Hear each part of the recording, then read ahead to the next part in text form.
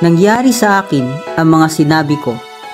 Naranasan mo po bang nangyari sa iyo ang mga sinabi mo noon, kahit ito ay nasabi mo sa matagal ng panahon?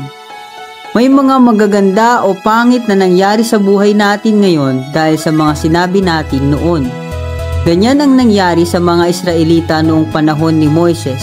Nangyari sa kanila ang mga hindi magagandang sinabi nila.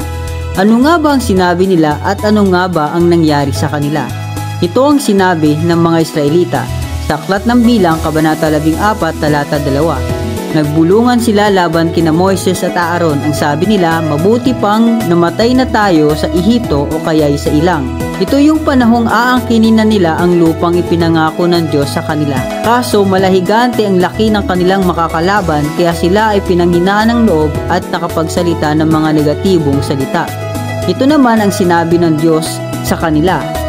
Sa Aklat ng Bilang, Kabanata 14, Talata 28, sabihin ninyo sa kanila na ito ang ipinapasabi ko. Habang buhay akong si Yahweh, gagawin ko sa inyo ang narinig kong gusto ninyong mangyari.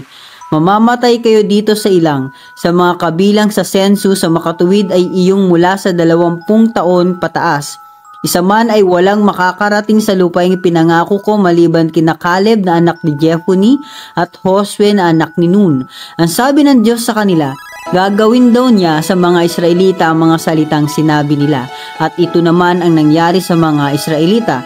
Sa Aklat ng Bilang, Kabanata 14, Talata 34, ang 40 araw na pinagmanman ninyo sa lupaing iyon ay tutumbasan ko ng 40 taon ng pagpapahirap upang madama ninyo ang aking puot sa loob ng panahong iyon. Akong si Yahweh ang may sabi nito at gagawin ko ito sa masamang bayang ito.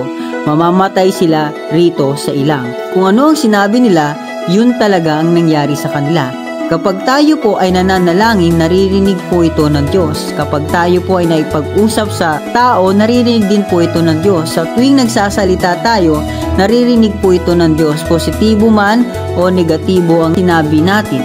Ang Diyos din po ay kumikilos sa ating buhay, hindi lang base sa mga ginagawa natin, kundi maging sa mga salitang sinasabi natin, negatibo man o positibo.